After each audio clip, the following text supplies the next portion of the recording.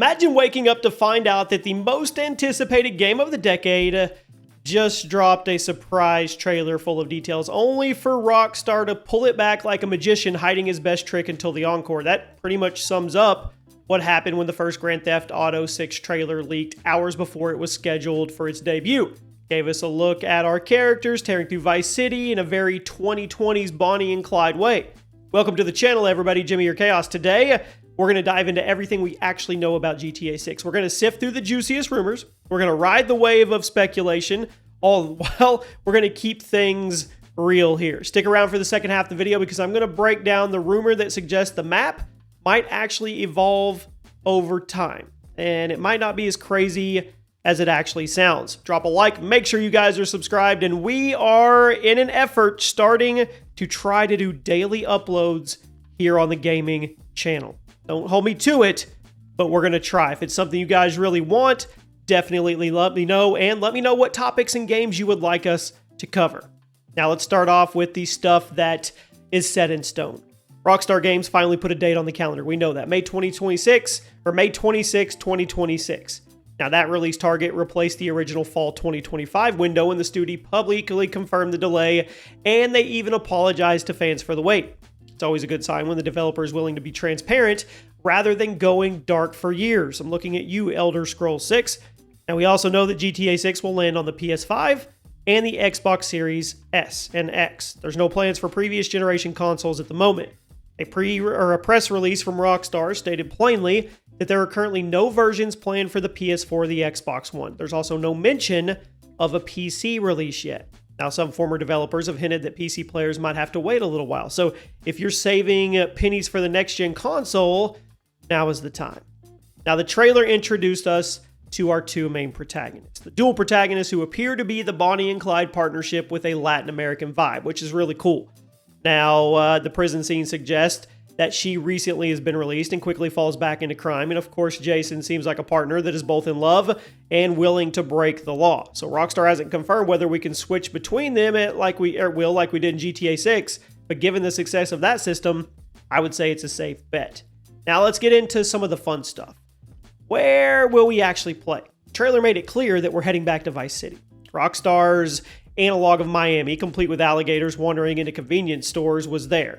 Leaks from development footage last year hint that the world is bigger than any previous GTA we've ever gotten, featuring not just the city, but also sprawling swamps. You've got suburbs, you've got small towns in the surrounding area, the regions. One rumor says that the map may expand over time through updates. They could add new islands, new districts. It could all be part of GTA Online 2.0, similar to how Fortnite changes its map every season. Now, Rockstar hasn't said one word about evolving maps. The company's love of long-term live services, though, I think points a big green arrow to this being a really intriguing possibility. There's also talk the game could include sections set outside the US, like we could go visit the Caribbean. Data miners claim they found references to airports and international flights in the leak code during that massive leak. Now, whether or not these are remnants from testing or even hints at a global type deal we could do, I don't know. But the idea of smuggling operations across borders, it fits that Bonnie and Clyde theme. And we've also always heard those rumors about going to Cuba and the cartel and all of that stuff. Now, if GTA 5 set the standard for open world carnage, I think GTA 6 is going to blow it out of the water. There's all kinds of rumors flying from credible insiders that are suggesting we get dynamic weather and destructible environments and that they will play a really big role in this game. So imagine hurricanes flooding streets, they force players into high-rise hotels, or even shootouts that actually leave bullet holes and broken glass that stick around for a while. There's even talk of improved police AI that would adapt to your tactics and vehicles that feel truly different to drive based on their weight and condition. I mean, Rockstar's got the Rage engine. It's been in development for years, and many people think this is where we're going to get it showcased. Now, you always have the satire. I mean, this series' trademark is satire. It's expected to be sharper than ever. Social media parodies like Life Invader in GTA 5, maybe they evolve into full TikTok and streaming analogs. They give players ways to go viral for in-game clout. And yeah, of course, GTA Online, it's coming back. Think of a persistent online version built on the GTA 6's map, launching shortly after the single player if everything goes according to plan. We don't know exactly what's going to carry over from GTA Online today, but people are guessing about cross-save features and transferring your GTA 5 millions. But I'm telling you right now, I don't think that's happening. I don't think anything from GTA 5 or online is going to carry over to the new stuff. Now, I mentioned earlier, Rockstar has only committed to PS5 and Xbox Series. The PC community, I would understand if you're anxious. Red Dead Redemption 2 PC players waited a full year after the console release, and rumors suggest a similar gap could be possible here because optimizing the game for the vast range of PC hardware, that's not easy. Former Rockstar developers have said the studio likes to focus on one platform set at a time, which that makes sense when you consider the ambition of the project. So it's speculation, but we'll see. There's also speculation about cloud gaming. Xbox has its cloud gaming service and PlayStation has PS Plus streaming. So if the game remains console exclusive for a while, which I'm here to tell you I think it will, these services might actually become the only way that PC players can experience it at launch. Now, that's not official, but I want you guys to keep an eye on your subscription services just in case that changes.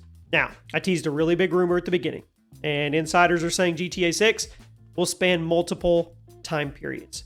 The idea is that the game begins in the modern day with our two protagonists, but as the story unfolds, we're going to play flashbacks to the 1980s. We're going to feature their parents or mentors, and this would allow Rockstar to revisit the classic Vice City era while also exploring contemporary social commentary. So evidence for this is out there. It comes from leaked music playlists that include tracks from both decades and the presence of classic 80s cars and early development footage. It would also tie into those evolving map rumors. Imagine Vice City slowly modernizing as you progress through the story. I know it's wild, it's ambitious, but it would be really cool. We don't just have classic 80 cars and early development footage. I think we had some in the trailer, didn't we? I think we did. Another theory on Reddit is one protagonist may be a police informant. Players noticed a few dialogue snippets in the trailer where a character says, "Trust me, we're doing this my way." And people are saying this dual protagonist setup could actually lead to a twist or a shocking betrayal halfway through the game. So if that's true, we could be looking at one of the darker storylines in GTA history. And let's be real, GTA 5 storyline got really, really dark. So let's recap what we know here. Rockstar has officially confirmed that GTA 6 is coming May 26, 2026. It's a lot of sixes there. It's actually 36. Oh, that's 666. Okay. Anyway, moving on.